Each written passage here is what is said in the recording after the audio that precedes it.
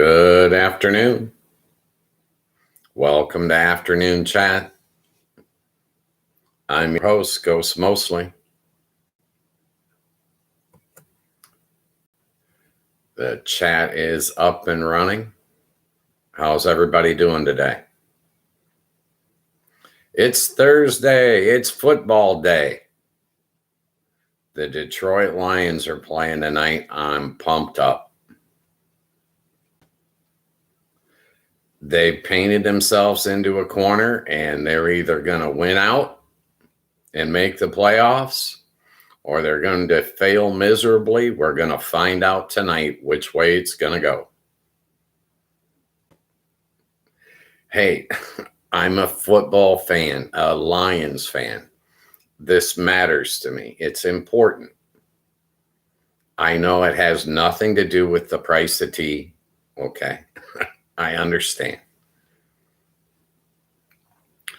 But to me, it matters. So I'm stoked. Thank you, Tragedy, and welcome back. Hey, I was just talking about you like 2 hours ago.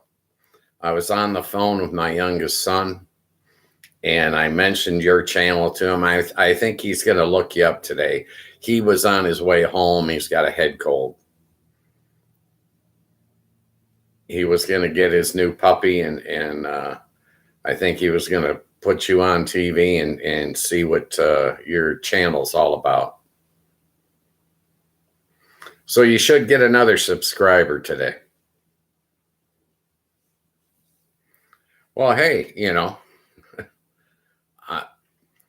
he was talking to me about the other platforms, Kick, Twitch, and Facebook.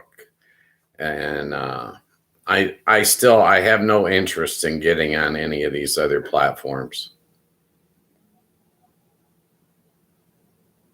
But I heard him out. Okay. I let him speak his piece, Hey, that's what I do. But yeah, I told him, I said, hey, these people will find me. YouTube will put me in front of the people I'm supposed to be in front of. I'll get the subscribers. I'll get the likes. I'll get the viewing hours.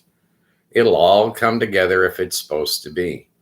The thing I got to focus on with this channel and this show is just being reliable, being here every day, Monday through Friday, 3 to 5 p.m. Eastern Standard Time.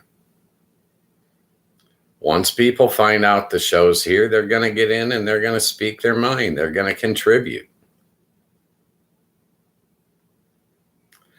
I hate Facebook. Literally hate them.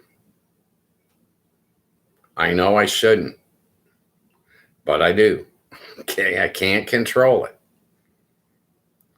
When it comes to Facebook, my rational thinking is out the window. I used to be on Facebook back in the day. And I'm telling you that, 15, 20 years ago, online wasn't online as it is today. I put some information on my Facebook page, and they refused to let me take that information off. I had my phone number listed, and they wouldn't let me take my phone number off the page. When they're operating with those,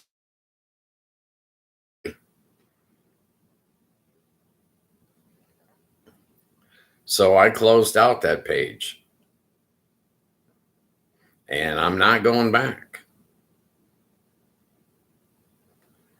I think that, I think that everyone's got a right to edit their personal information that's seen to the public.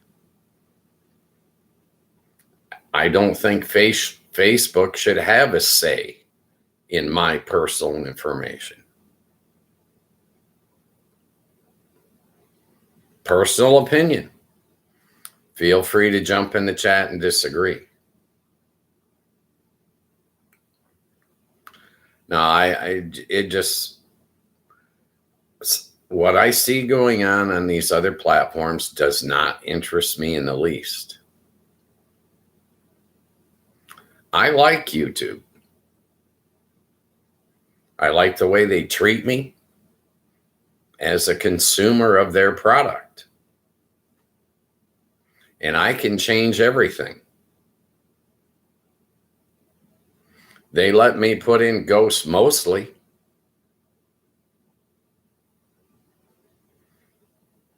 It's an alias. They let me change the name.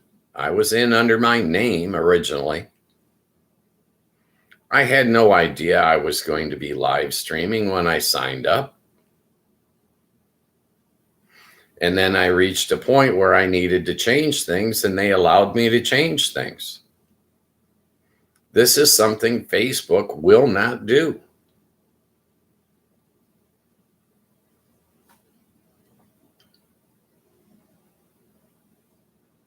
So what are you guys up to today? What's on your mind?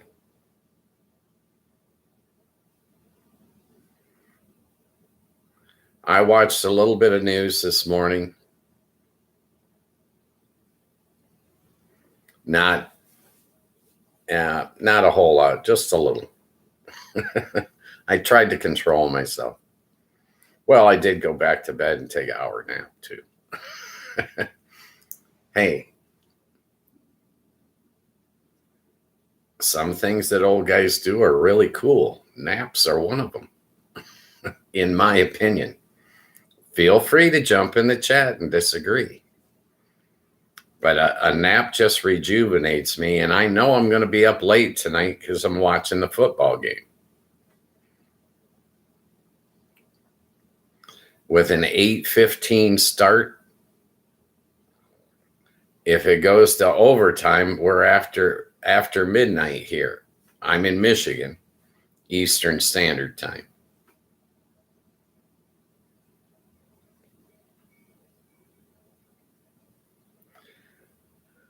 So I took a nap.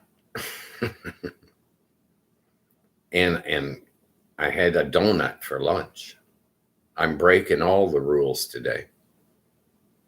That's how I got injured. This finger right here, this is the great donut injury of 2025. When I was trying to open my donuts, it went up underneath the nail and poked me, and now the whole end of the finger is sore. I can't touch anything. The great donut injury of 2025. This is real life, folks.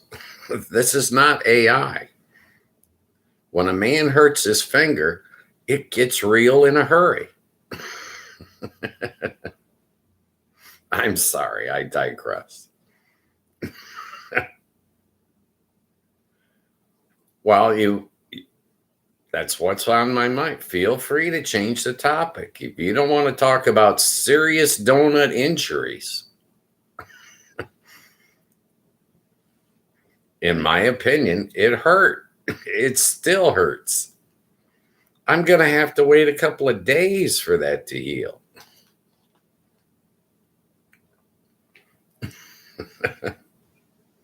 I know. It's pathetic. My whole life can be pathetic in comparison to what it used to be. So if you don't want to talk about serious donut injuries, what's on your mind? As far as rabbit holes for the day, the only thing I came up with this morning about talking about was depression and loneliness. It's the holiday season, and people fall into periods of depression. They get lonely.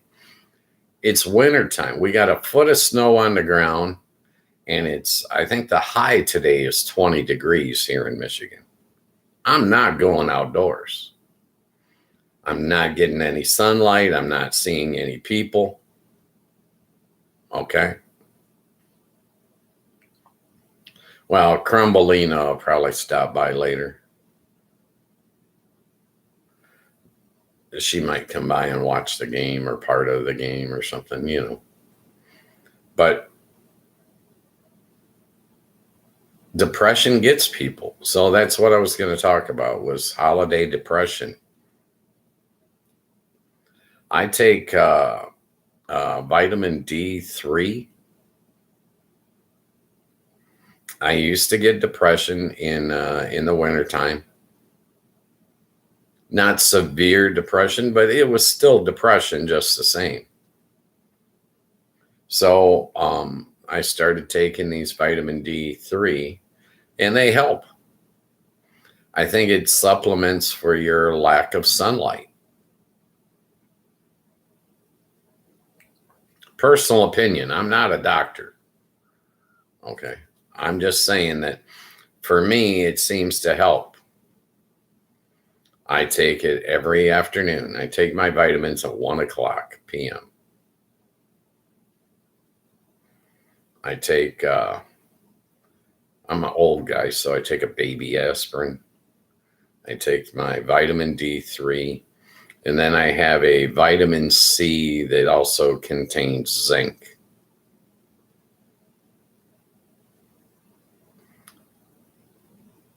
Personal preference.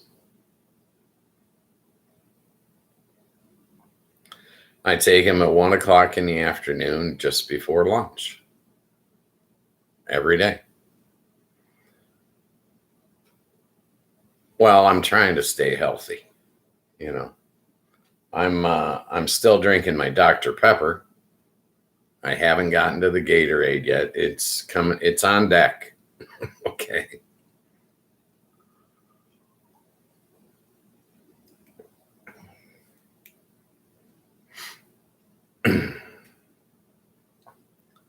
Yeah. So don't get lonely in the wintertime. Reach out to people. Jump in the chat and talk to people. I think it keeps your mind sharp. Personal opinion, once again.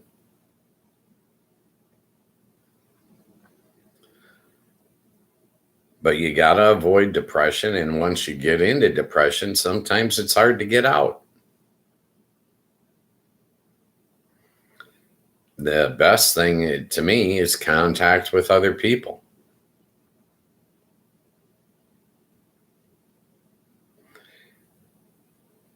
Well, I understand what it's like to be lonely.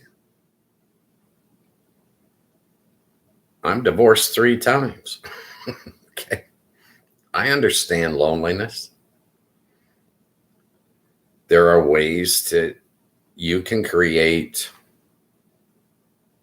what I call cursory relationships, like the relationship between a waitress and a customer. Go to a restaurant, find a waitress that's perky, that's friendly,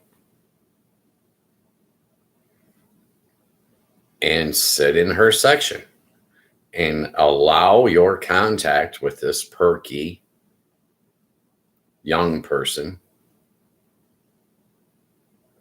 to interact with you. It costs you a little bit of money, but not as much as counseling. And you can get a meal or a cup of coffee or something out of it.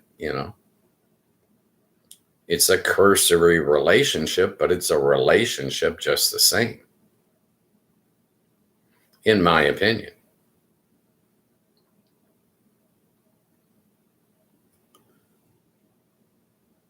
I live in an apartment complex, probably, I don't know, 180 units. I probably know 50% of the people in the complex. But I'm very outgoing. I like to talk to people.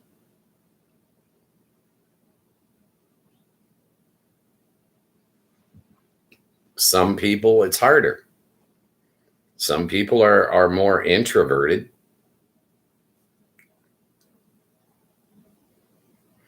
But I like meeting people, talking to people. I like meeting their dogs and their cats and,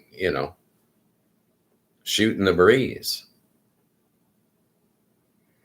I go through the park when I walk. We got a park next door to this complex, and I walk the park in the summertime. And I know half the people that go to the park on a regular basis.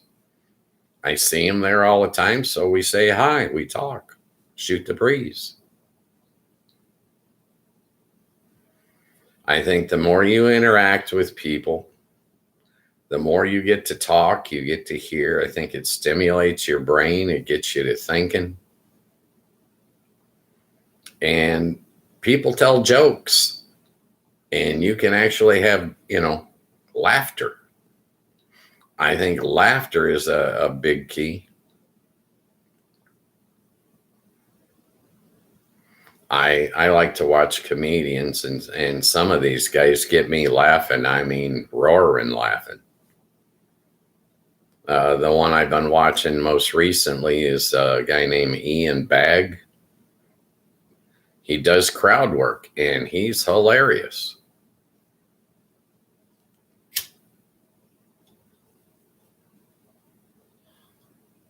I enjoy it. But I think, well, number one, I'm pro counseling. I think that if you are able to put yourself in some type of counseling, you're better off. It allows you to air your grievances and then walk away.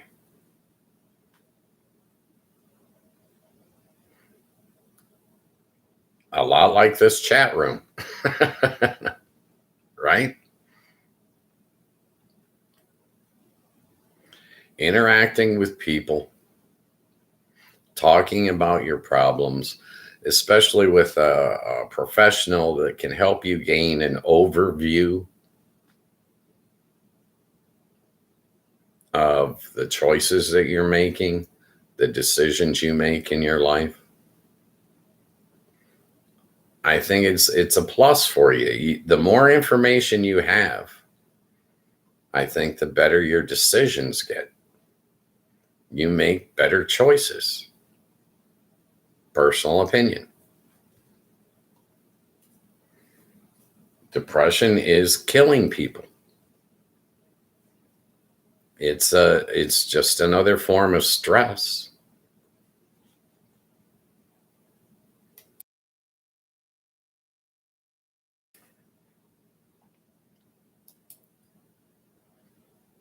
I mean, you can deal with your depression any way you want, make your own choices. I think that counseling is a viable option.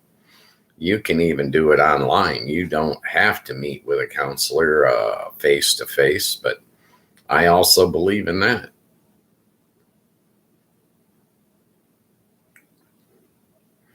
It can be downright convenient for you if you want.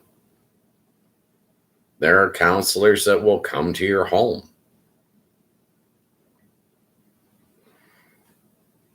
If you want to see them face to face, a lot of times that convenience helps. But, in my opinion, talk to somebody, have contact with human beings, have contact with people, get a pet. A pet can be great companionship. I know a lot of seniors that have pets.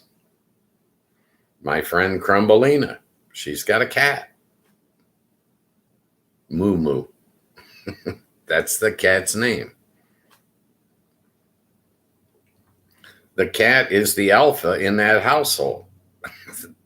The cat tells her when to get up and give it food. Okay. The cat's the alpha.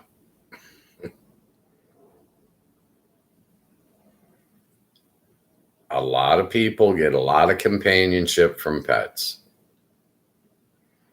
I recommend anything that keeps you happy, keeps you in a pleasant frame of mind. Joy and laughter, that's quality of life. If you can laugh while you're dealing with hardships, you're better off. You can't let those hardships eat a hole in the lining of your stomach, give you an ulcer. You've got to deal with that stuff. If you see what you think is depression or the starts of depression, take control. Do something proactive to alleviate the loneliness. A lot of people withdraw and hide from life as a matter of self-preservation. And then when they need to get back out and contact people again, they can't.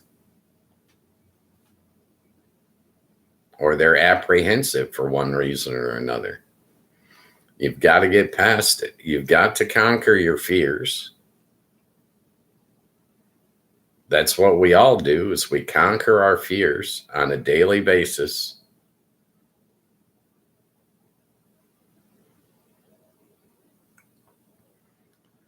You cannot let your fears control your life, in my opinion. I mean, feel free to disagree. I think that by opening up and talking to people, it stimulates the brain cells. And once those neurons get firing in there, they release dopamine, they release melatonin, they release the chemicals that you need to get out of the depression, simply by interacting with other people.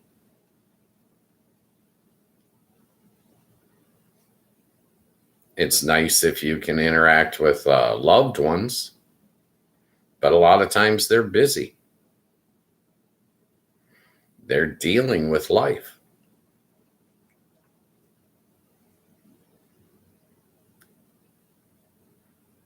I don't think if you do get depressed and you do find out that you're depressed, I don't think you should blame yourself for it. A lot of things in our life, I see people trying to assign blame.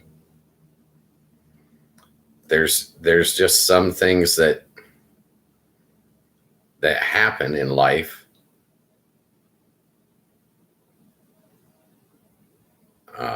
A tragic coincidence.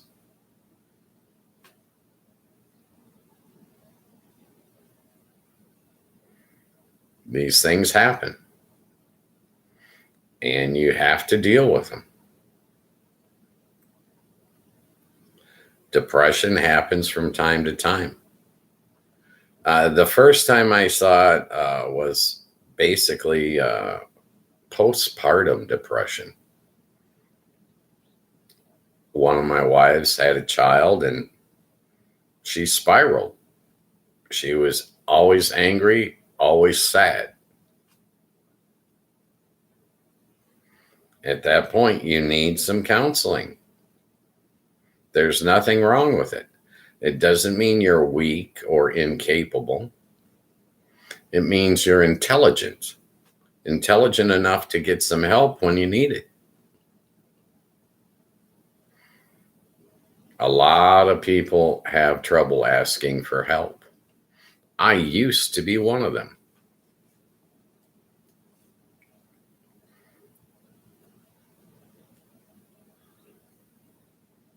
I was always the one that helped others.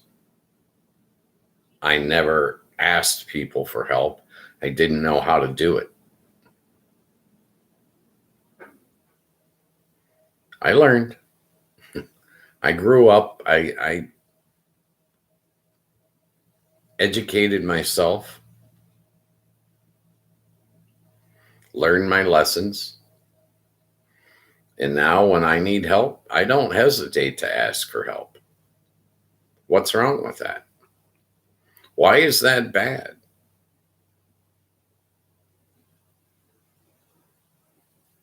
Our society tells you you got to be manly. You can't cry. You don't ask for help. Uh, what's the one they say? Strap on a pair. Yeah. Well, a lot of times life isn't that simplified. Life gets complicated. Recognize when you need help. Help can ease your burden. This is how human beings are made. I mentioned it yesterday.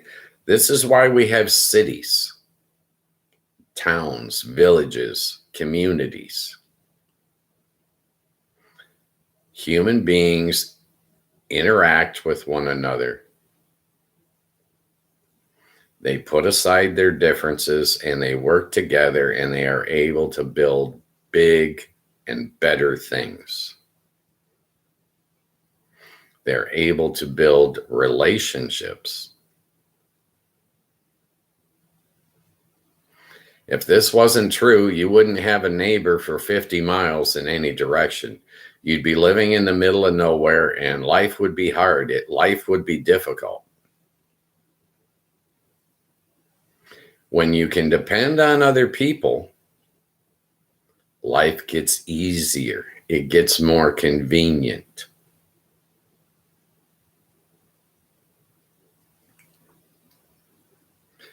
People help other people. Plain and simple. That's what we do.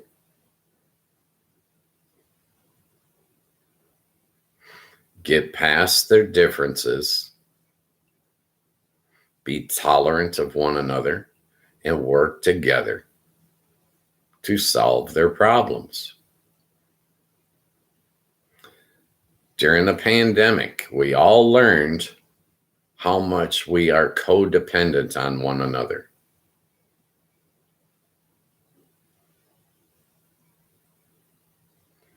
They forced us into seclusion. And then when we wanted to get back out into society, you couldn't go to the restaurant. The restaurant was closed. Those guys didn't go to work.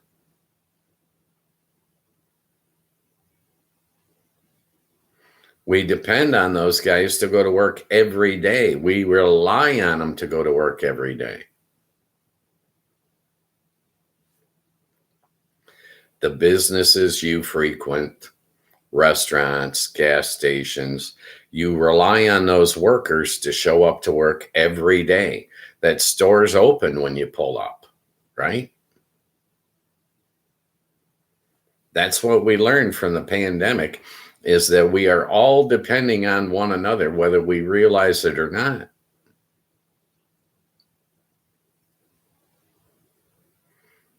The couch I'm sitting on, somebody had to build that. I'm relying on that guy to go in and build the couch so that I can go into the store, which I'm relying on the store employees, so that I can purchase the couch so that I can sit on it for a period of years. They're all intertwined. They're all working together, whether they realize it at the time or not.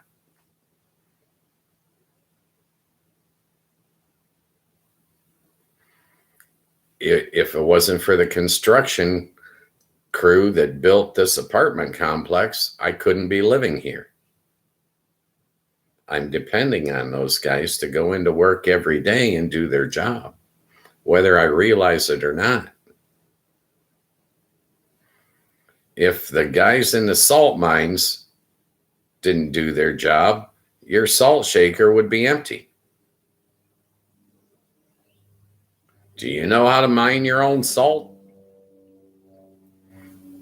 So you're better off depending on those guys. Makes your life pretty darn convenient. Grab that salt shaker and use it all you want. You can rely on those guys every day. They're going in, they're doing their job. People are working together whether they realize it or not.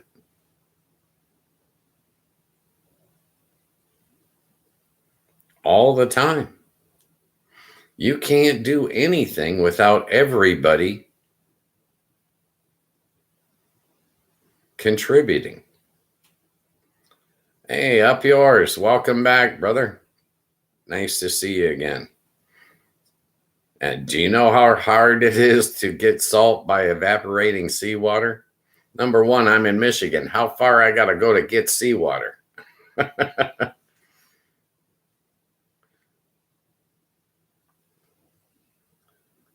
The cities make our lives so much more convenient.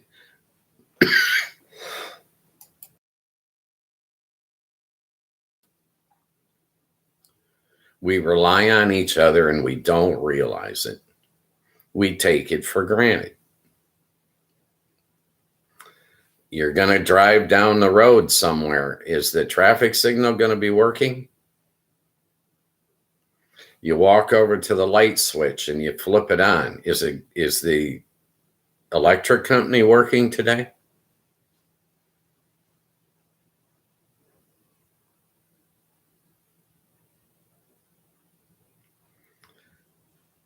Well, it's not really free fish. You think it's free. You had to invest time and you had to catch it. Right? We depend on so many people on a daily basis. It's ridiculous. The bottom line is, and I don't care what country, everybody goes to work every day. Why? Because they don't survive if they don't go to work. We all do.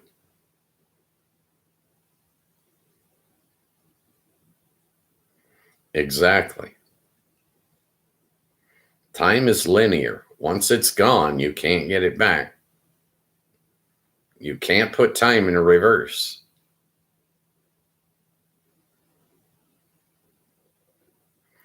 We've got to all realize how interrelated we are and how much we depend on one another and how our mutual collaboration benefits us all greatly. One guy cannot run the power plant. It takes many. One guy cannot fill the grocery store. It takes many. We all work together. So when you get depressed, when you get sad, get some help.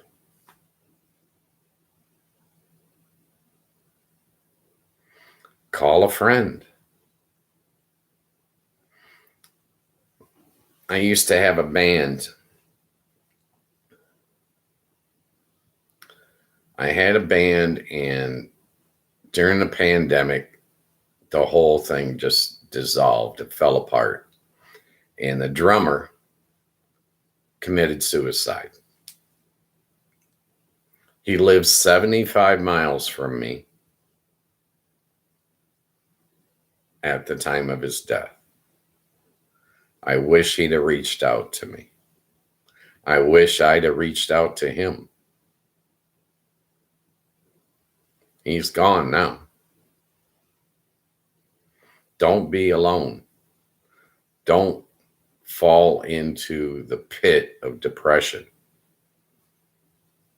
And make sure that you're willing to allow other people to help you get out of that pit of depression.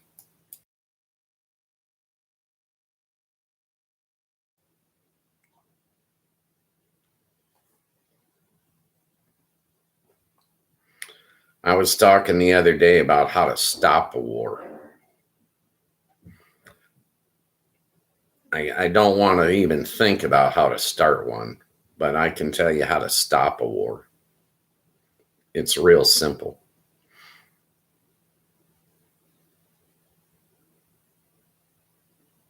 That's right. The key is to be resilient. Be tough enough to get back up every time you get knocked down. Doesn't matter how you got knocked down. Be tough enough to get back up.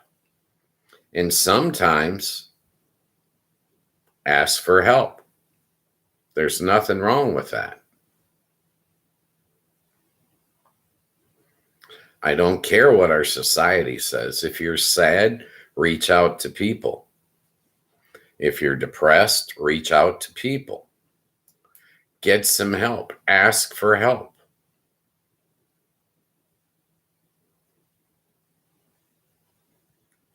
In 2012, I was in a severe traffic accident and lost the ability to walk. I had always been the pillar of independence my whole life. I had never asked anyone for help. I had always cut my own path, went my own way. When I could no longer walk, I needed help. I had to learn how to ask for help. I didn't know how to do it.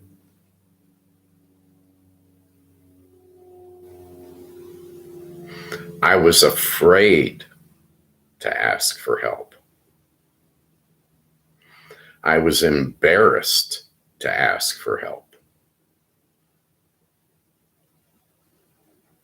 I look back on that now, knowing what I know now, and I'm like, how trivial. How could I have been so self-centered that I couldn't understand that I needed other people in order to survive?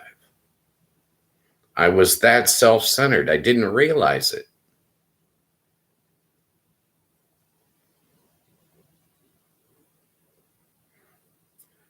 I know you're an individual, but you're not the only human being on the planet. And as long as there's another human being, it's okay for you to ask for help. On the same token, it's okay for you to give help. Let's make this perfectly clear. When can you give help? If you're going to pull a man out of the gutter, you have to make sure he doesn't pull you into the gutter. If you're going to pull him out of depression, you got to make sure he's not going to pull you into depression.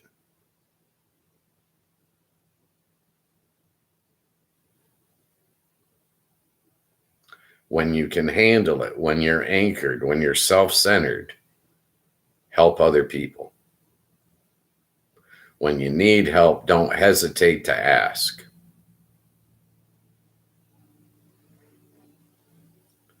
Don't let embarrassment hurt you. Don't let your fears or your inexperience hamper you in any way, shape, or form. Part of moving forward is to grow and to learn. Up yours, you are so much a human being. Believe me. Your screen name is your proof that you're human. Okay. You're so human, it's laughable, brother. Okay.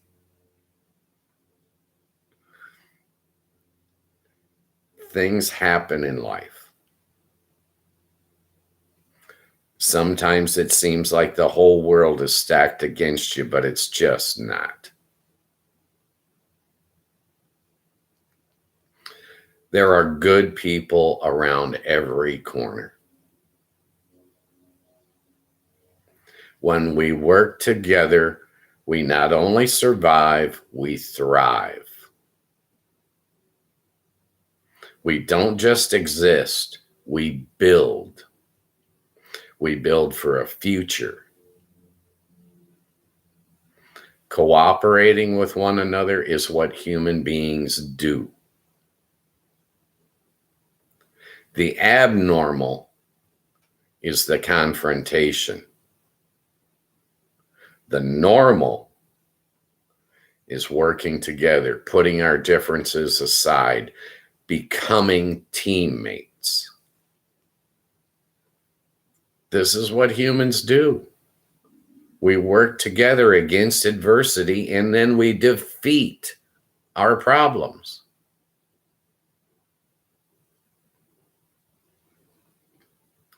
If you're struggling, get help. Ask for help. How many times you've been told no in your life?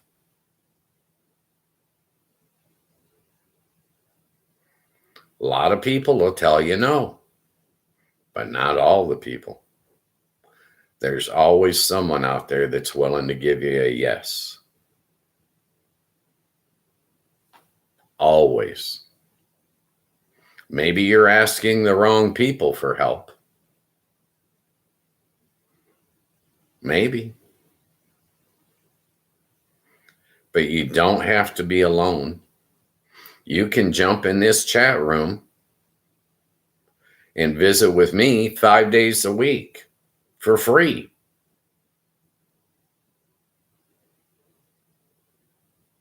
Two hours a day. I'm not a professional comedian, but I'll do my best to cheer you up. Okay? Hey, you can sit around and laugh at me. Okay? I'm liable to do anything stupid. I was looking at Tragedy's website earlier. There's stuff coming up in my feed. And one of the things that's coming up in my feed was people who died while live streaming. Okay. I don't want to watch it because I live stream 5 days a week. I'm glad the video is there, and I might watch it someday, but I'm not going to watch it today when I'm going to live stream today. I don't want to think I could die while I'm doing a live stream. I guess if a truck drove through the wall, but anything could happen, right? But my point is, other people. That's the key to solving your loneliness. That's the key to solving your depression. That's your key to being alone. Let someone else in. Allow other people to help you. And don't hesitate to ask for help when you need it. You're a human being. You're not a machine.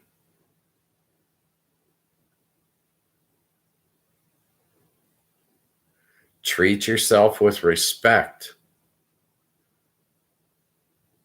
Allow others to help you. They will.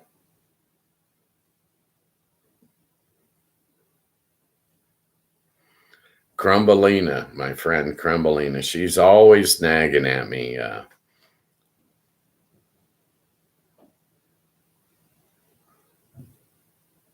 Clio or Clio? A pet goat, Clio? That's cute. I like goats. They're all right. I don't know how you control a goat. I don't think if you tell them no, don't eat that, I'm not sure they're going to listen. Okay. Cleo. Okay. My point is, it's okay to ask for help. It's okay to admit to yourself that you're a human being. You have flaws, and in some points in life, you have failures. It's to be expected. That's the norm.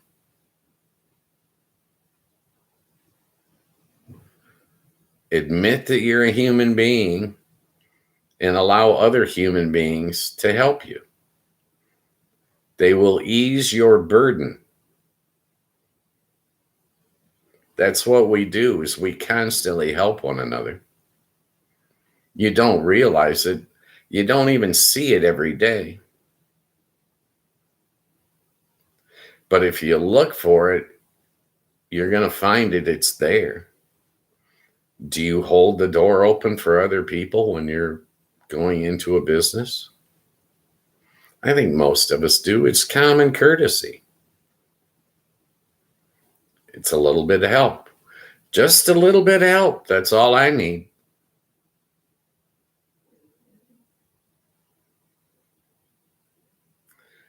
And when you help others, don't you feel good about yourself?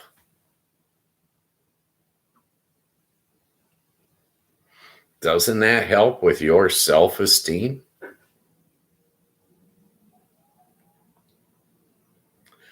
In 2012, when I had my accident, my entire life changed. And I mean completely changed. That, like a difference between day and night.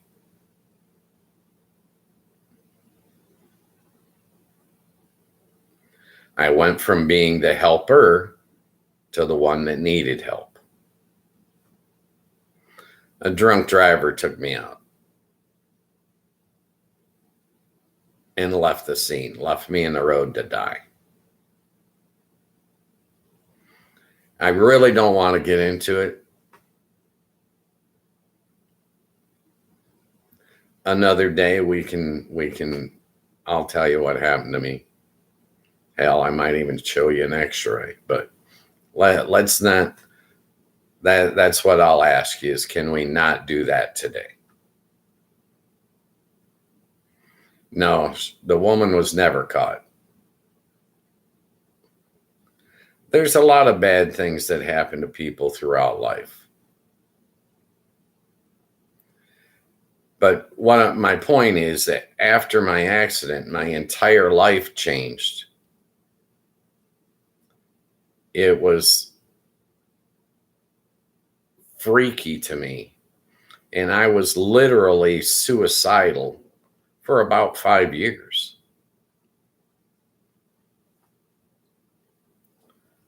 I was 55 years old. And I was looking, do I want to live the next 30 years as a cripple?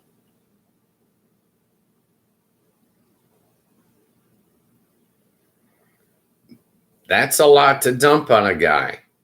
And for him to get depressed makes sense, doesn't it? Okay. I'm a human being. I'm normal. Something tragic and bad happened. And I fell into that pit of depression. And I had to find a way out.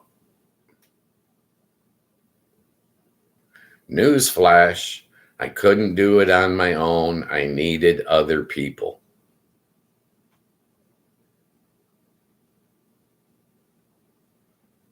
Plain and simple.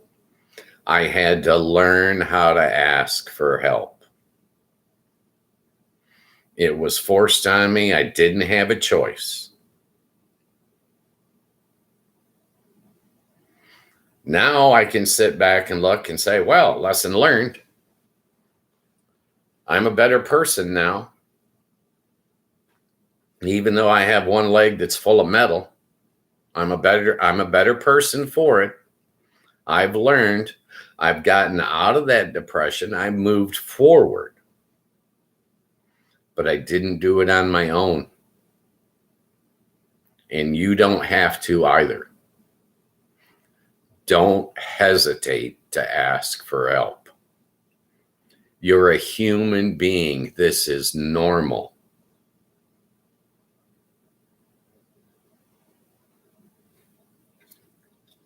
I didn't know how. Had no clue how to ask anyone for help.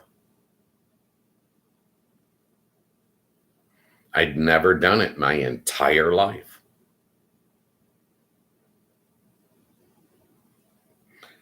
I remember I went online and I filed for disability. This is what you have to do when you become crippled. You have to file for disability. I had serious issues doing this. Serious issues. And I remember I had filled out all the paperwork and I had sent it to the printer.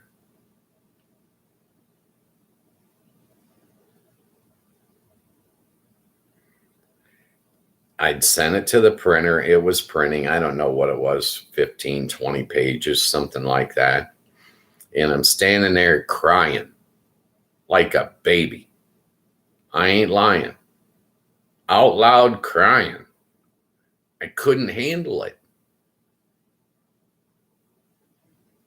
It was too much to admit to myself that I was never going to be the same.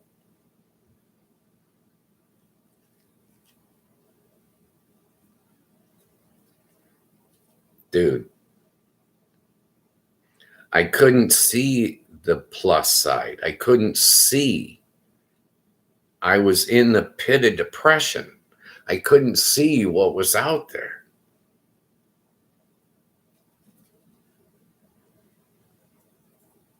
All I could see was what was inside the pit, and that was me alone. No longer able to care for the people that I loved. No longer capable of holding down the job of remaining in my career. It destroyed me. I mean, destroyed me. I had to learn to ask for help.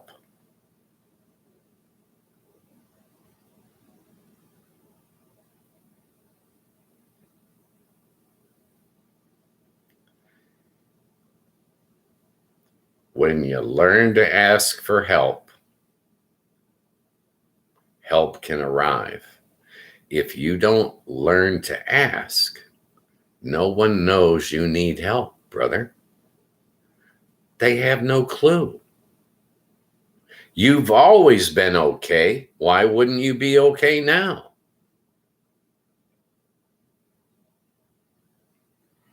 You have to learn to ask for help.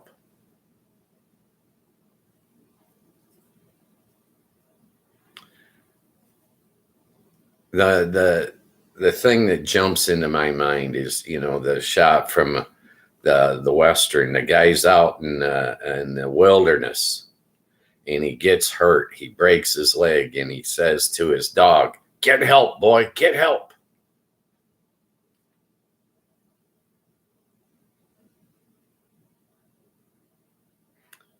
That's what I'm telling you about loneliness and depression. Get help.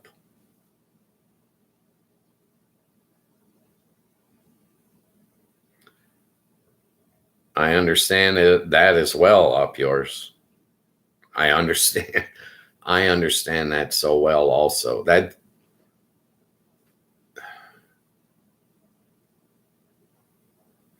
part of my issues, part of why I was suicidal for 5 years was self-inflicted.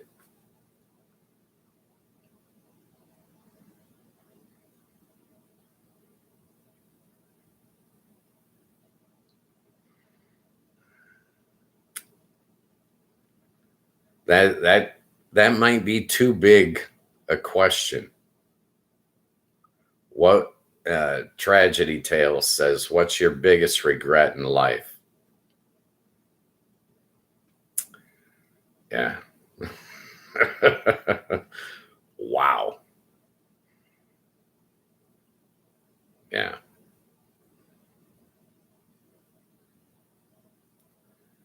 You and a lot of veterans, okay?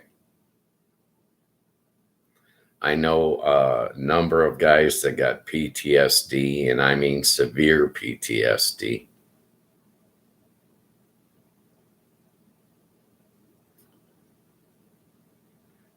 There are some things in my past I wish I could change. And yet there are also things in my past that I can sit back and say, I made a poor choice, but it was necessary that I made the poor choice.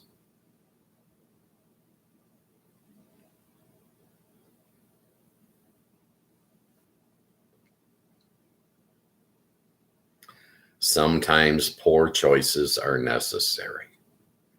You cannot beat yourself up over your own failures. You're a human being. Forgive yourself. You have value. Do you understand what I mean by value?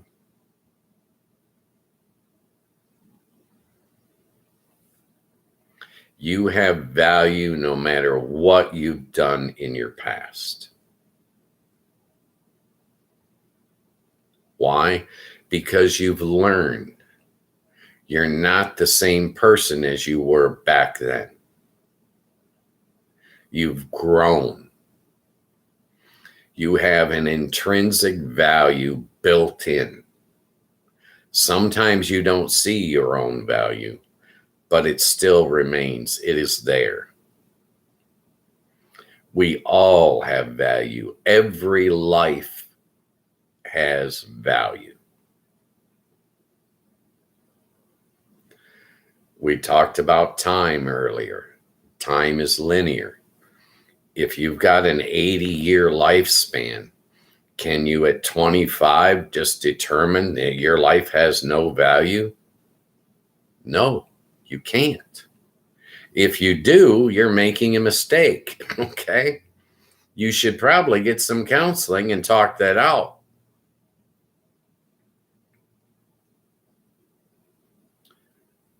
Every time we make a mistake, we learn. This is human nature. The next time I open the donut box, do you think I'm going to let that piece of paper go up underneath my fingernail? Or do you think I learned my lesson?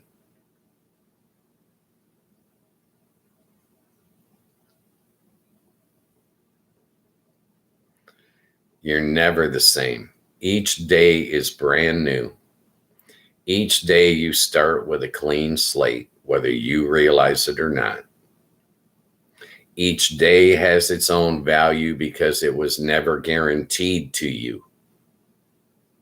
There's no promise that any of us are going to wake up tomorrow. There's no guarantee. So when you wake up tomorrow, you better cherish it and you better value it because it matters. Every second of your life is precious, whether you realize it or not, whether you choose to waste it or not.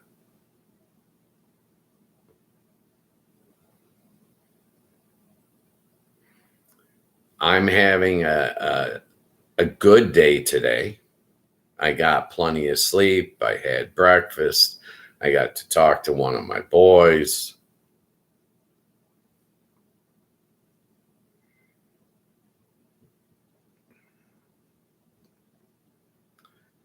Up yours, you're probably a miracle.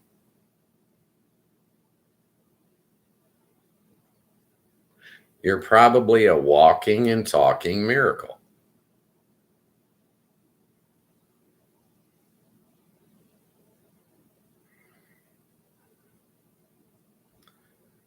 We've all been through some things.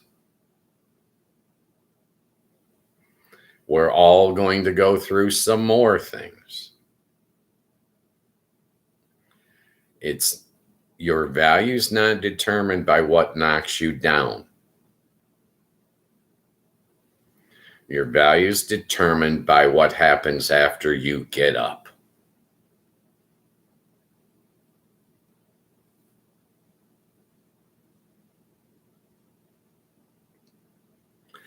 Environment, your life circumstances weigh heavily. These things matter. They make a difference.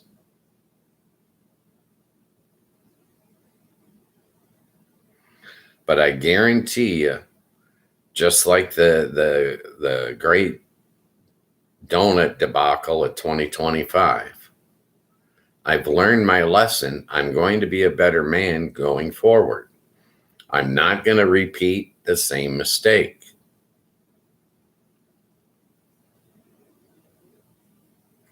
Sometimes it's required that you make poor choices in order for you to learn, in order for you to grow and become the person that you are today. Do you think that 40 years ago, as a young man, I could sit and talk to you about the pitfalls of depression and the feeling of loneliness? I didn't have the life experience. I didn't have that knowledge then. I had to learn it over time. And a lot of my lessons I learned the hard way.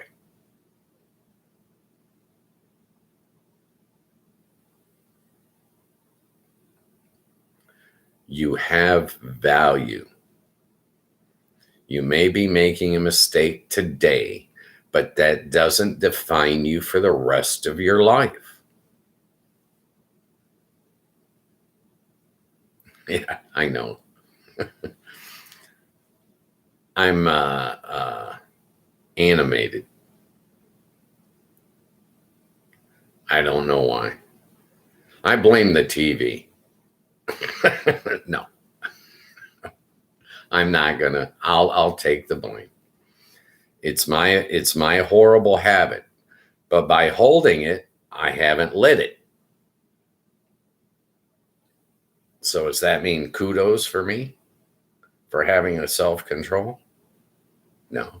Oh, I'm grasping at straws here. I agree. I've had addiction problems my entire life. Started as a young man.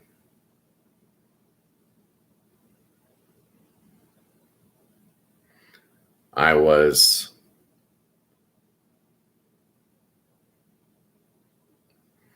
I'll say 6 years old. And my mom bought me some firecrackers. I was laying out in the front yard playing with my army men. And I wanted to put my firecrackers underneath my army men and then light them and blow them up like a hand grenade or a bomb going off. I thought this was fun at 6 years old. So I went in to get my mother's matches. Lighters hadn't been invented. I suppose Zippos were around, but not the disposable Bics or the cheapo junk knockoffs or whatever. So I went in and she only had one book of matches and she wouldn't give me any matches. So she gave me a lit cigarette. Here, go light your fireworks with that.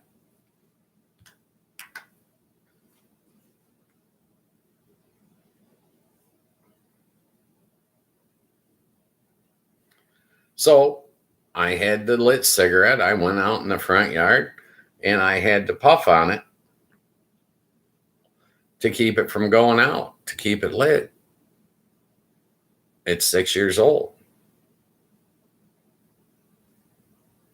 And then I sat there and I blew up all my firecrackers until they were all gone. And then if I remember correctly, I just tossed the cigarette and littered. Well, maybe it was a lucky strike.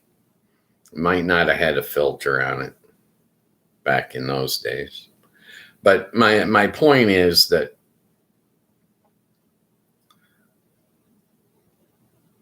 If my mother were here, she's passed now, but if she were here, I'd like to have a conversation about how can you give a 6-year-old a lit cigarette and send him out to play?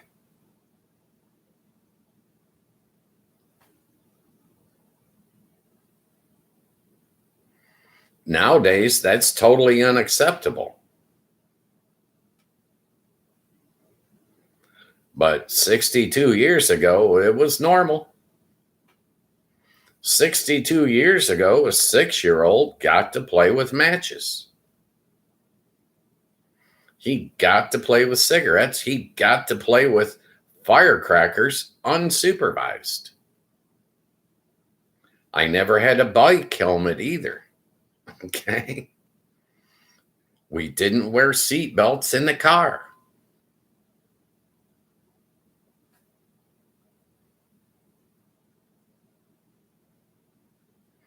Yes, we were built a lot different. Okay.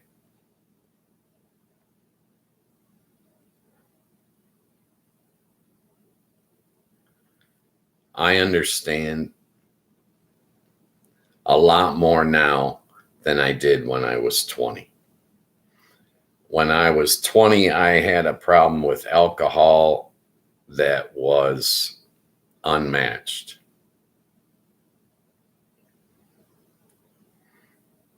I used to I actually had a date that used to reoccur February 8th, year after year after year. I used to wake up in jail because of my drinking. It got to the point where if it was February the 8th, I didn't want to leave the house. If I leave, I know I'm going to get drunk and get arrested. I was not able to put that bottle down till I was 35.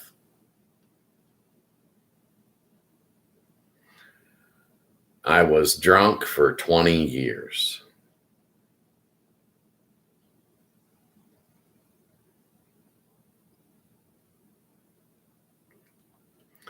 I finally put the bottle down.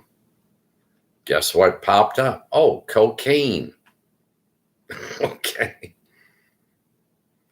I was living in Vegas. Cocaine was everywhere.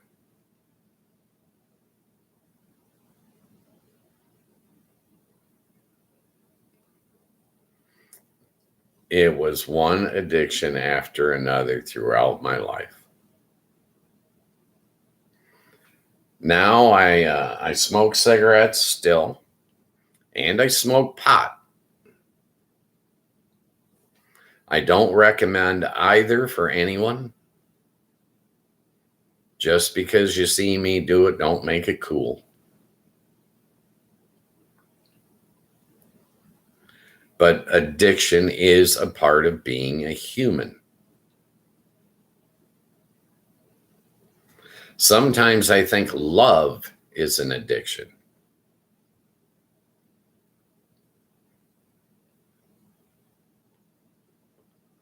Think about that for a minute. Do you think love is an addiction?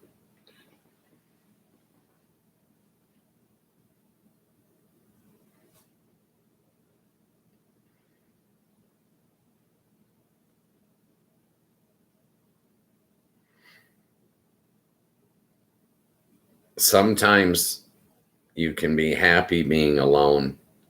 Other times it can be sad. If you're happy, you're comfortable, I got no issue with you being alone. But if you're sad, if you're depressed, you need to make some changes in your life. You need to not spend so much time alone. I enjoy my alone time.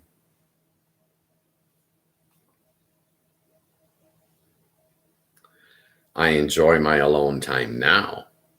I didn't used to.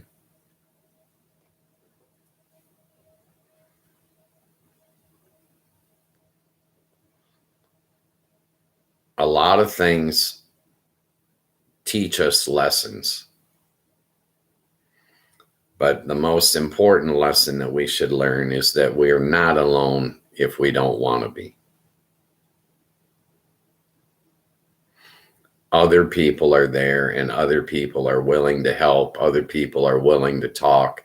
Other people are willing to be friendly and just smile and say hi.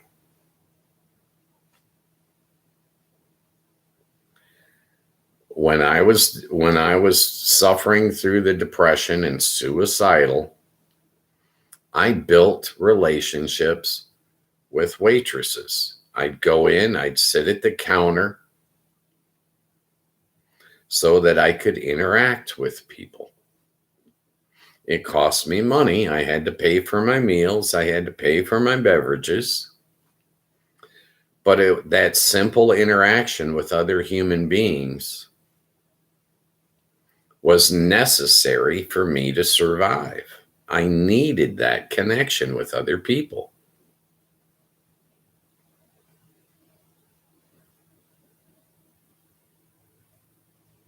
Sometimes those cursory relationships, those business arrangements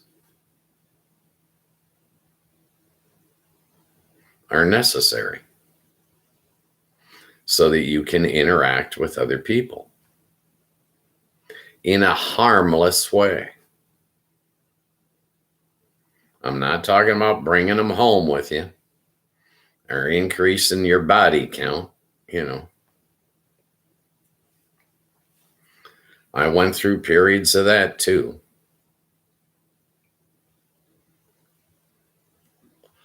You're right. Now we do have live streams, and now we have afternoon chat. We can get in here and we can speak our mind, air our grievances, learn from other people, make connections with other people, improve our quality of life on a channel that's not trying to sell us nothing.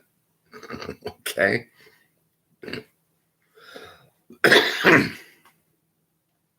And I'm really not selling anything, which is amazing when I have things that I'm selling. Okay. I have a book that sells on Amazon, but I'm not peddling it to the people in the live stream. A live stream's a free show. Nope, not selling no snake oil. That's not why I'm here. I'm here so I can meet and talk to people from around the world. I used to get paid to do it when I was in the casino business.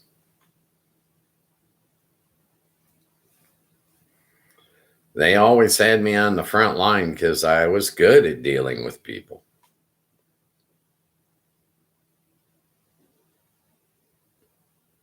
I liked it. I thought it was fun. Still like it. Other people have problems communicating. I have no problem running off at the mouth. My problem goes the other way. I need to learn to shut up sometimes. It's like with this show, I'm telling you guys way too much personal information about myself. The average guy on the street doesn't learn this much information from me. Well, 2 hours a day is a lot. 5 days a week. I'm happy you're here too, up yours.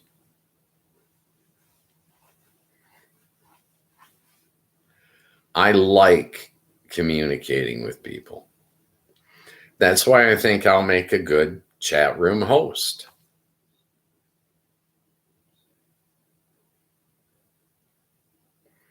Eventually, I'll be putting out other content, and I have a lot of strange ideas about other content. I was thinking today that I should write a play, and then I could go up to the college and get some actors and put on an original play and video the whole thing, and then bring it home and put it on my channel.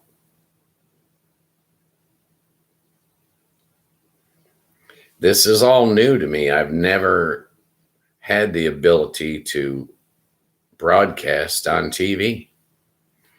And it seems to be unlimited opportunities.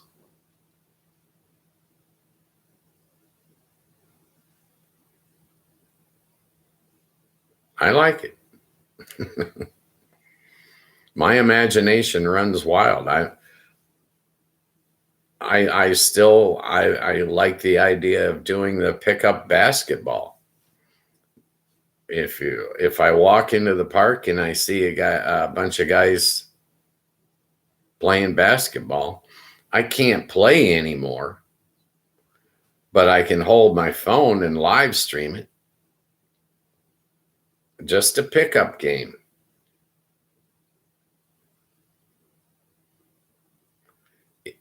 I used to watch pickup basketball all the time. I used to play. I carried a basketball in the trunk of my car for most of my adult life. If I'm driving by and I see an odd number of guys playing basketball and I had a couple hours to spare, I'd pull in.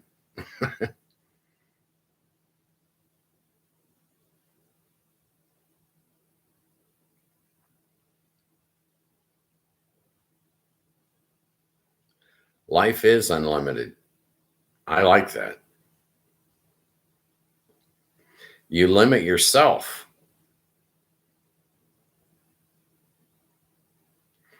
We all have to establish boundaries. This is one of the things I've learned also, is we all must establish boundaries and we must stick to them.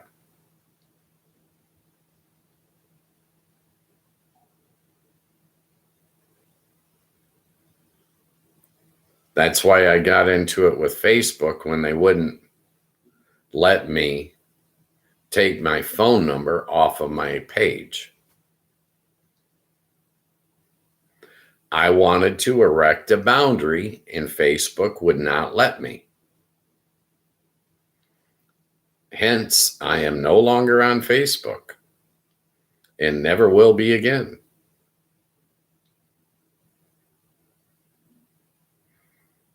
Some of these outfits got some really strange rules, okay, that don't make any sense. I had a Facebook page for like 15 years that had my phone number on it. And about 3 years into it, I determined I don't want to put my home phone number online. And I fought with them for years to get it off. And they wouldn't remove it. Eventually, I got fed up and I made my own rule. No more Facebook. Okay? That was the rule I enacted. Their pluses did not outweigh their negatives. Plain and simple.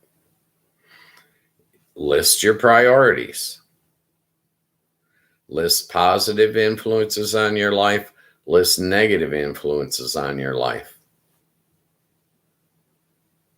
Then consciously find more time for the positive column and consciously find less time for the negative column. And eventually the negative column disappears. That's my goal, quality of life with no negative influences on my life. Only the positives remain. That's all I have time for. If I find out you're lying to me, guess what? You're going to be in the negative column. I'm going to have less time for you. And eventually you're going to be gone. You're not going to be in my life. I don't like liars. I don't invite liars into my home.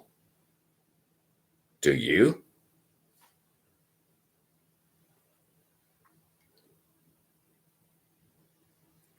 Eventually that liar is going to find himself alone, and he's probably going to get depressed.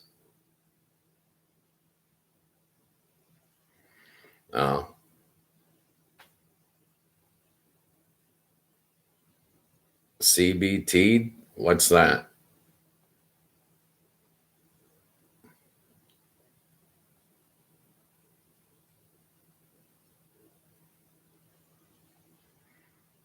I don't understand your kids' cool lingo. I can call you kid. You're only 60. I'm teasing. No, what is CBT? Cock and ball torture?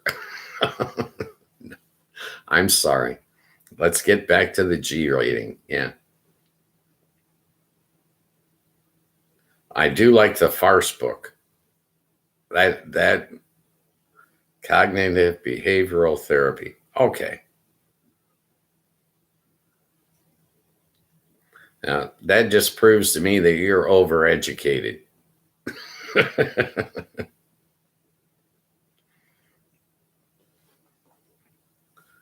I'd have to look that phrase up and find out what the hell it is. I understand that cognitive and I understand behavioral and I understand therapy, but I don't understand the three of them just strung together.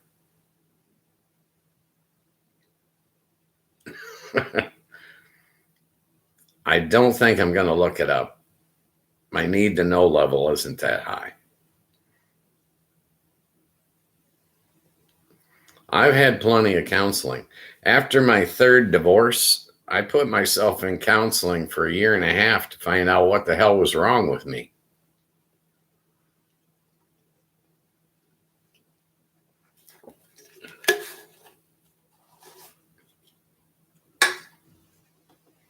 I found out what was wrong. I'm a human being. I have flaws.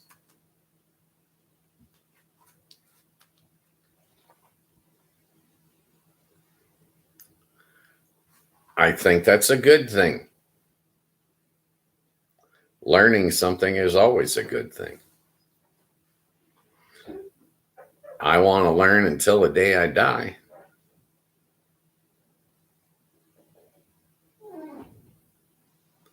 Sometimes learning is hard work. Sometimes it's easy.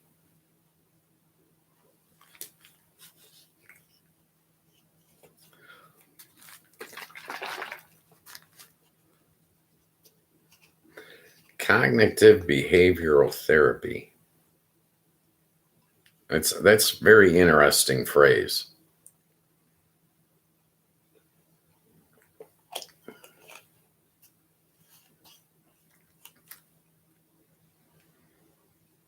Very interesting phrase.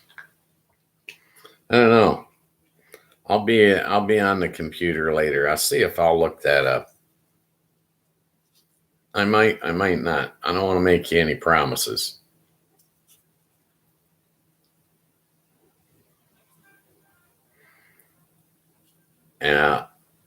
Life has got it. I don't know. I look at it like a giant bookshelf. Every time I learn something new, I put that on my bookshelf. I can pull it off, look at it, re-study it, rethink it, and then I keep it on the bookshelf. Everything I learn.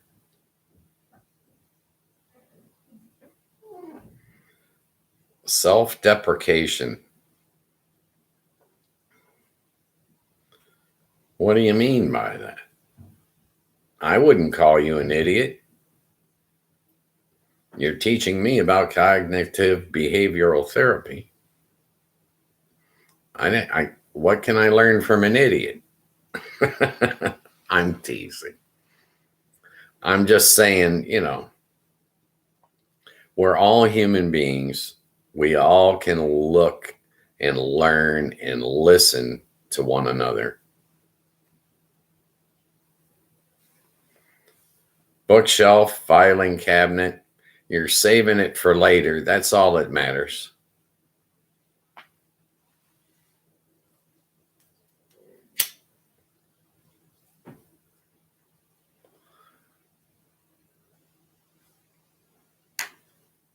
I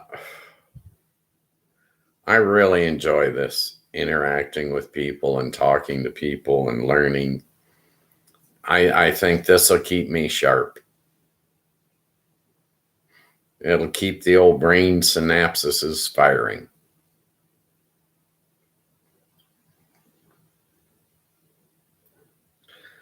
Well, the main thing that I know about humans is our own memory can be just like a videotape.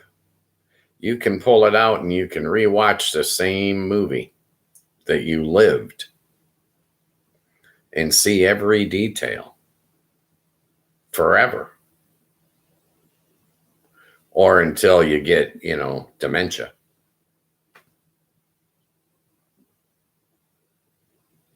I was teasing my father. He's 87. I was teasing him Tuesday at breakfast. And I told him, don't worry about it. It's only the short-term memory you're losing. You still got your long-term.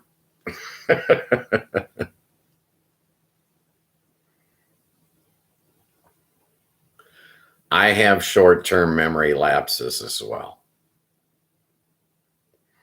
I had one that scared me just a few years back.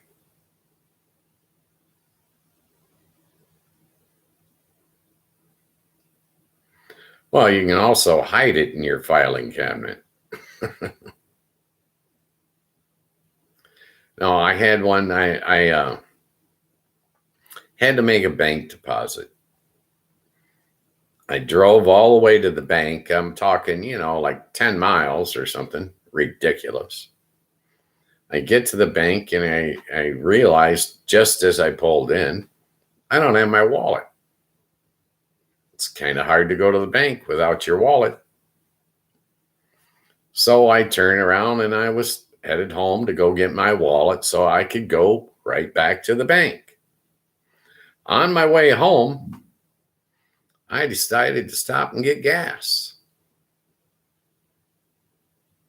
Not 10 minutes before, I had realized I didn't have my wallet. I forgot that I didn't have my wallet and pulled into a gas station to get gas. I got out of the vehicle. I went up to the pump to put my card in. I reached for my wallet and ta-da. Oh, how stupid am I? I just realized 10 minutes ago that I forgot my wallet, and I forgot that I forgot my wallet.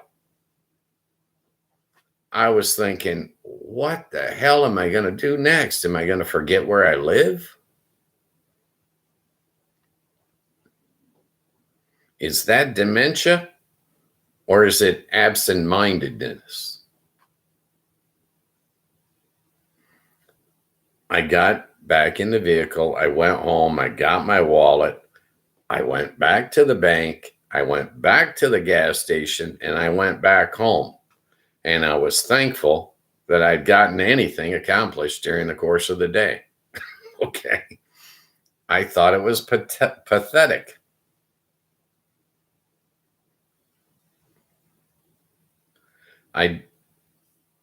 I've changed the way I smoke weed too. I don't wake and bake anymore. Well, I've got responsibilities now that I didn't have, like a show, right?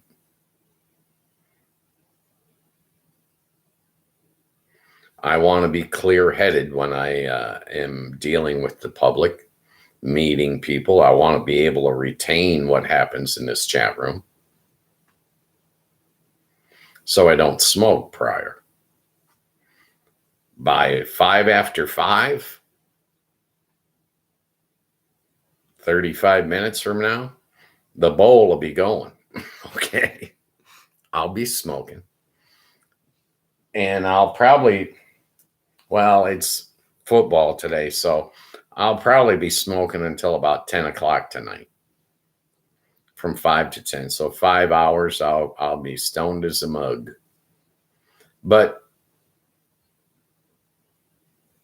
I'll be getting dinner in there at some point, you know.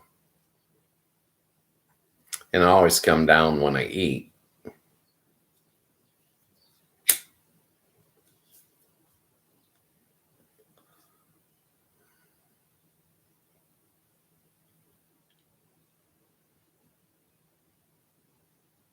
Well, dribbling or drooling, I don't know. It depends on how good the Lions do.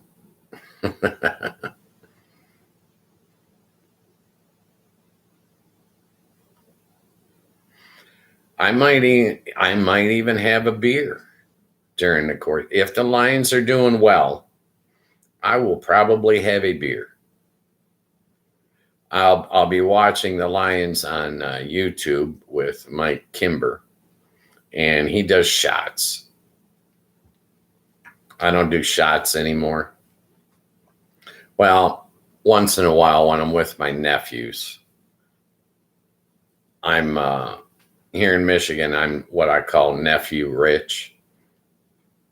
I got my brothers and sisters all had kids, right? When I'm around those guys, they get me doing shots of Fireball and crap like that, you know.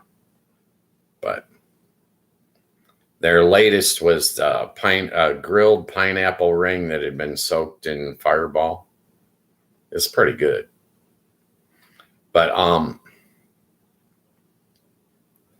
yeah, I'll probably have a beer tonight watching the game if the Lions are doing good. If they're doing poorly, I doubt that I'll have a beer.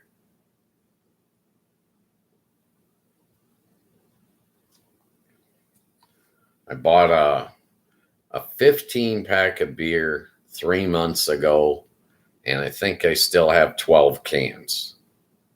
So I think I have my drinking under control. Yeah, it still had the flavor though, the Fireball flavor, that hot cinnamon flavor. It was a good pineapple ring.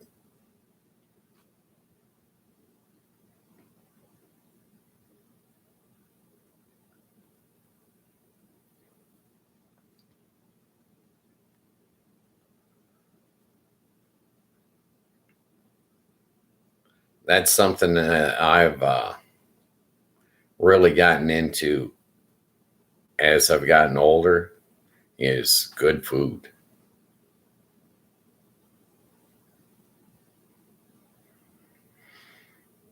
My brother bought one of those Traeger grills, the smokers.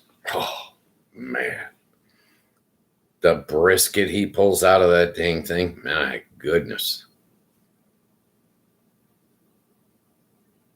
He spatchcocks turkeys and puts them in there, everything.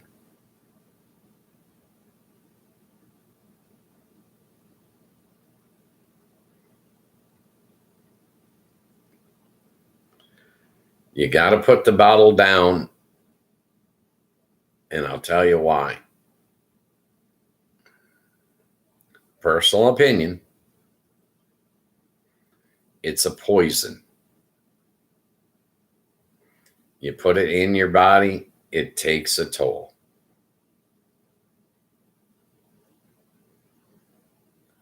Yeah, spatchcock turkey and chicken is marvelous. It for some reason it just the meat stays juicier. And those Traeger grills, oh my goodness, those things. My brother can control his with his phone.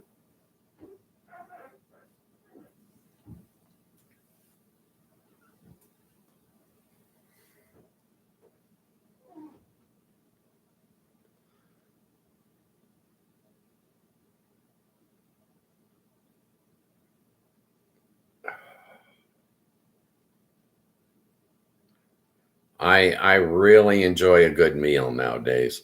I mean, I did when I was young, but for some reason, good just tastes better now. I don't really understand it, but it just does. It tastes better.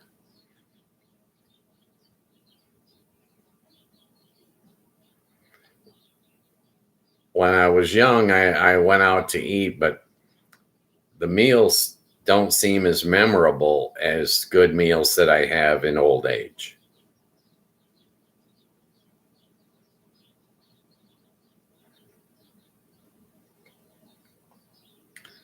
Yeah. Well, up yours.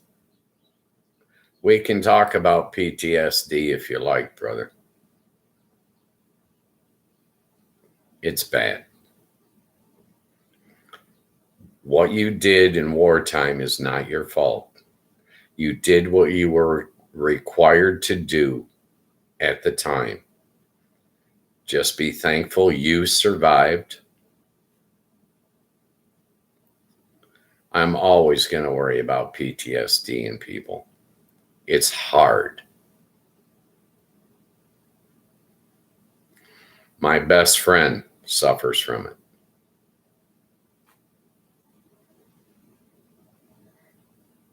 It's hard. And the memories are so graphic, and there's no way to erase them. I understand. Stay in counseling. Keep talking about it as much as you can without raking yourself over the coals, without beating yourself up. You did what you were required to do. It's not your fault. I forgive you. Now forgive yourself.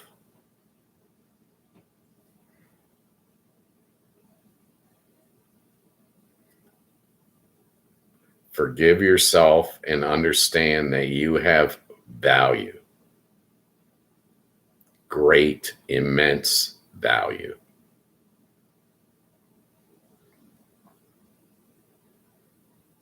My best friend, actually, the first cop that ever arrested me, is my best friend. He has PTSD, and it is a mother.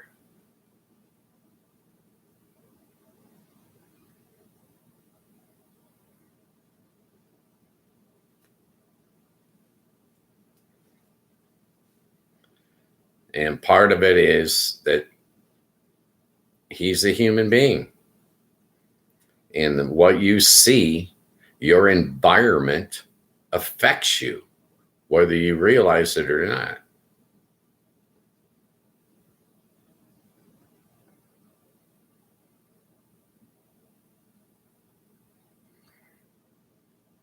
I've known veterans that every time they wake up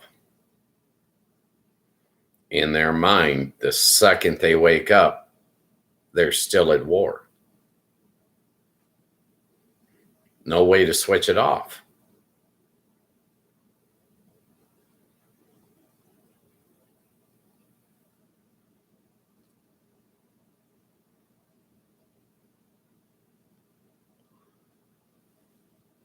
This is one of the things that makes war so heinous.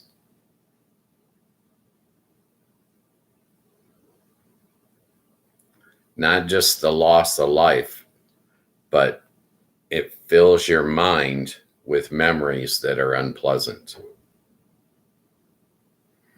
This is why I put my memories on the bookcase. I don't pull that book off and look through it until I'm ready to. It can stay there on that shelf for years without me having to open that book. That's my personal, I don't know what you call it. Yeah, filing cabinet. Don't open the files you don't want to open. Only open the ones that you want to open. Right? That's the way I look at it. I had a hard time dealing with that, and I ended up, I read a bunch of books on the grieving process for human beings. And grief, it's an evolution. You can't erase, but you can evolve.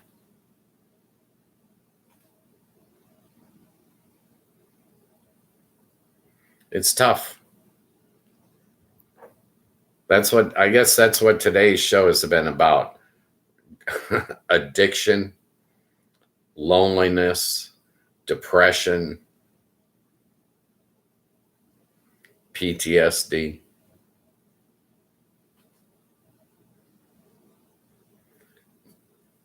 Learning to ask others for help.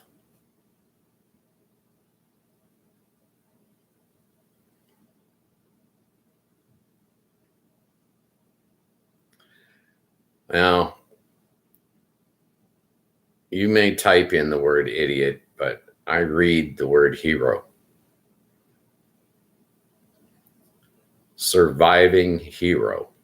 That's what I read.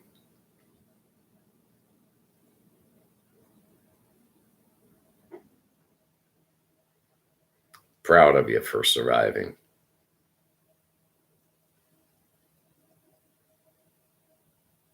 Personal opinion.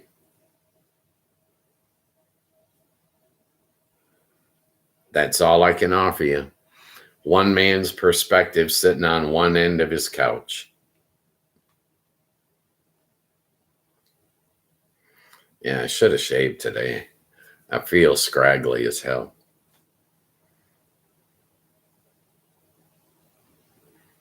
Yeah, if you're watching me on high def, I apologize. Okay. That's all I can tell you.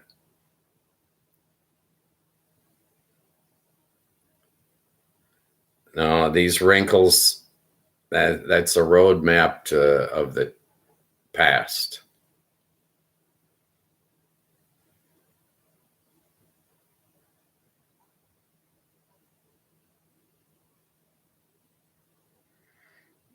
Oh, no.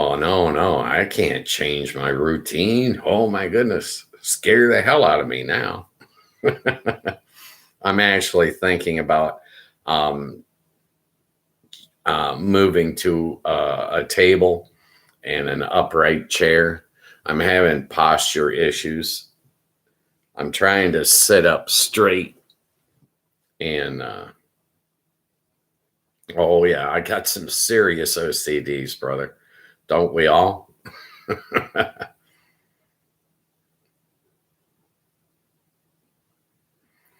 I really like it when things stay constant. I fit right into a routine. Well, routine is how I stayed on the job all my life. I showed up every day in the casino 30 minutes prior to my shift, standing in view of my boss at Parade's Rest.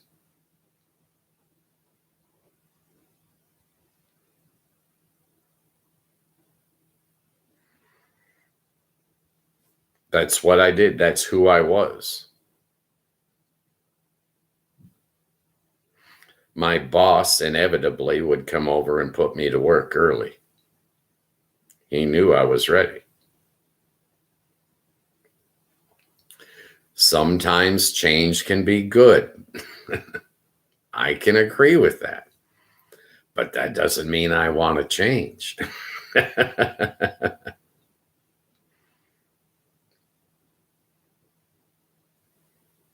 Yeah, every boss I ever had, I'm showing up 30 minutes early, standing at Parade's Rest, and every one of them put me to work early. It's what they wanted to see.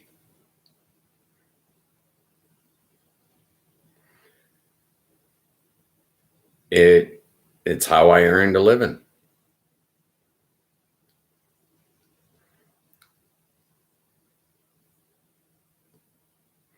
But I'm one of these guys that once he establishes a routine, I got to stick to it.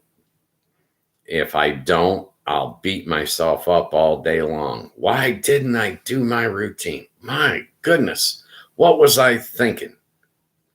You know.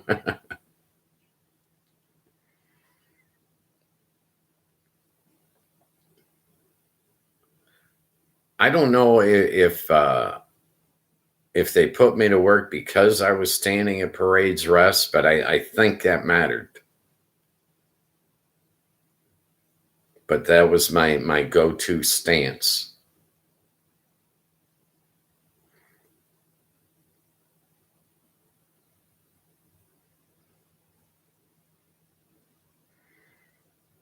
It worked for me for 33 plus years, you know.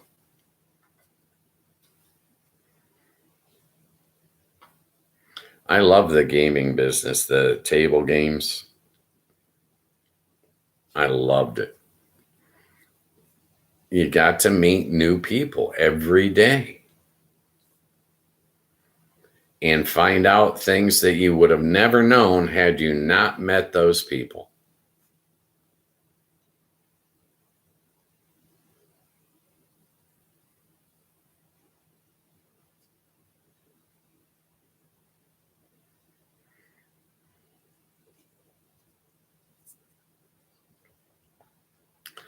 Oh, would you look at that?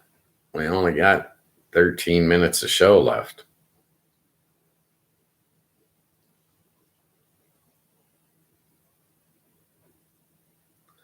I used to bet a lot. I used to be quite the gambler. I don't anymore. I basically got it all out of my system, I think.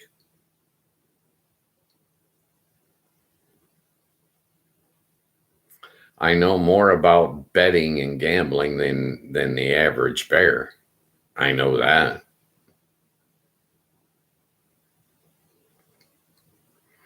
But like my Lions that I love so much, I don't bet on them anymore. When I first got to Vegas, I was betting on them every week.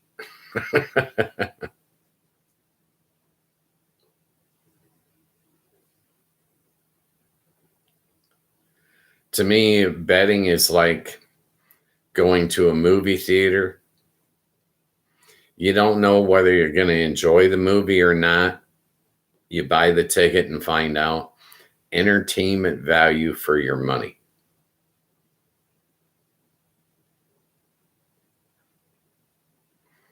Yeah, that's one way to look at it. I lost that addiction. Yeah. Or I paid for it.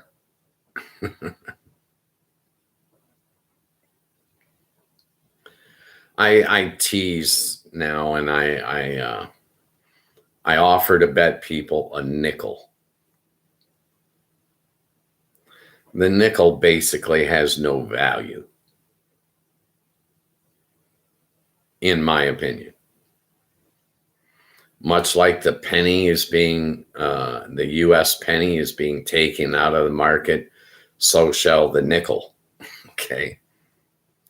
You cannot buy anything for a nickel.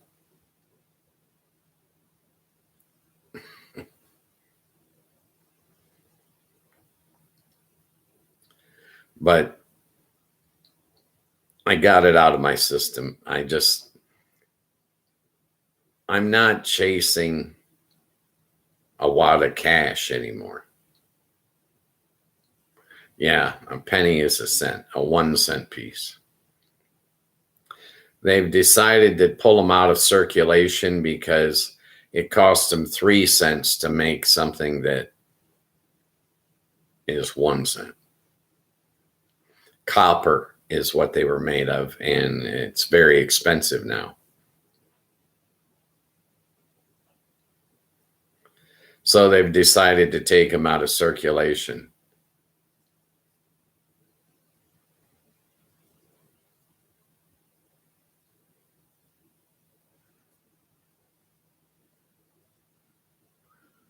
Yeah, I speak English.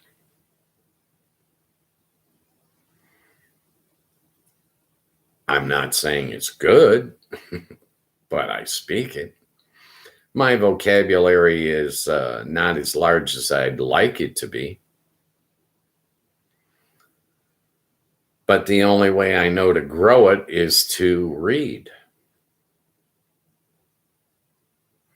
And there's only so many hours I can devote to reading.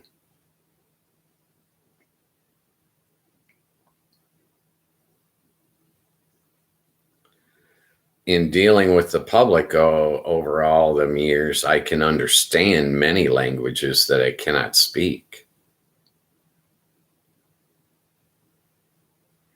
If they're magnetic, they're putting something else in them, not just copper.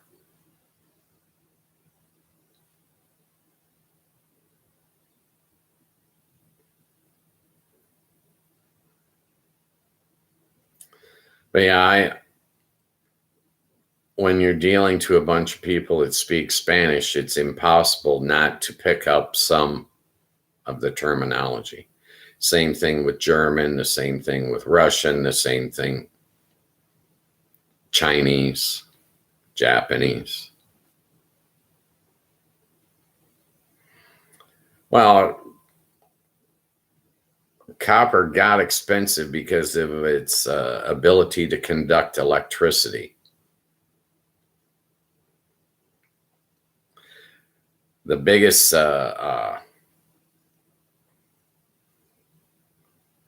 proof of that is look at the cost of a battery nowadays. Copper is so expensive that batteries are becoming precious themselves.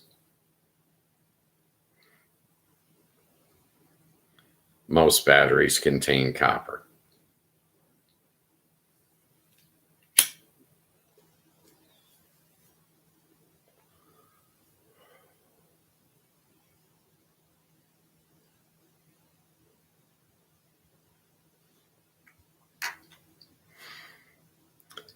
It's been a wonderful show today.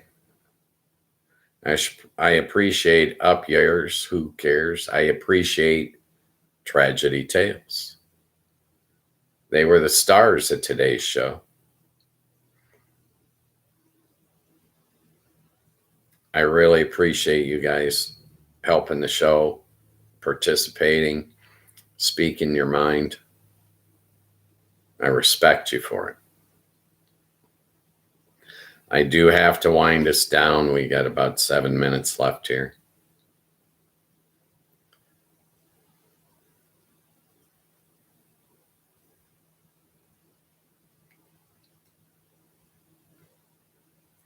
The show is called Afternoon Chat. It's on Monday through Friday, 3 p.m. to 5 p.m. Eastern Standard Time. This is a free show. No midstream ads, no sponsors, no commercials of any kind. I'm not trying to sell you anything. I'm not running for political office. I'm not coming out with a line of merch. I'm not chasing your wallet. I'm trying to meet people, talk to them, and give them a chance to voice their opinions in a civil manner.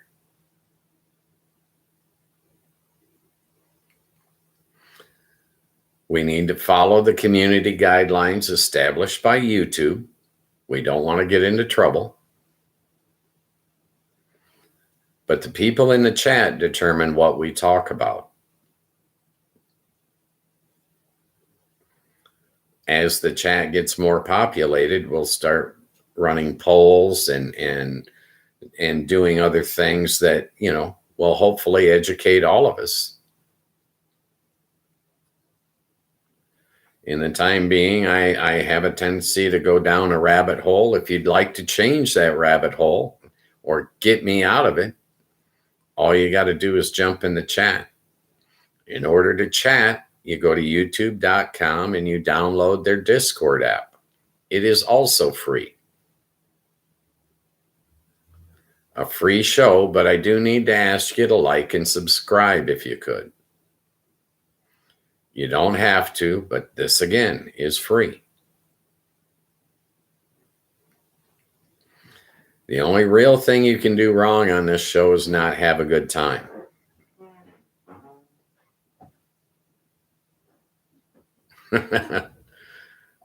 How do you know I'm a good guy? Maybe I am dodgy. No, I'm not. My point is, the show's here for you, the people in the chat. We can discuss anything you want in a civil manner. My personal philosophy is if we are nice to everyone all of the time, all of that niceness and that kindness and that understanding will come back to us tenfold. I have a live and let live policy. Be tolerant of others. Be patient with others. Be the most understanding person in the room. Doesn't cost you anything to be nice.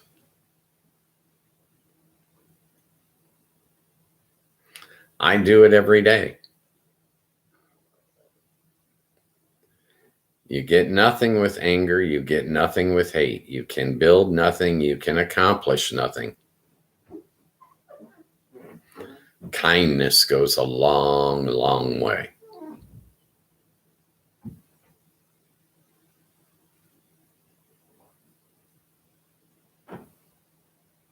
I went from being dodgy to being genuine. Oh, I love your sense of humor. Up yours says, I used to be indecisive, but now I'm not sure. Bring that sense of humor and come back tomorrow. If the Lions win, I'll probably be in a really great mood, thinking anything is possible. If the Lions lose, I don't know what the hell's going to go down in tomorrow's show, so you better show up at 3 Eastern and find out. Okay. Enjoy the football game tonight. Root for the Lions if you could. I appreciate all of the viewers. I appreciate all of the chatters. I appreciate all of you. Thank you for your time and consideration. Have a marvelous evening, and I'll see you tomorrow for our weekly wrap-up at 3. That being said, I'm your host, Ghost Mostly. I appreciate you. I'll see you tomorrow.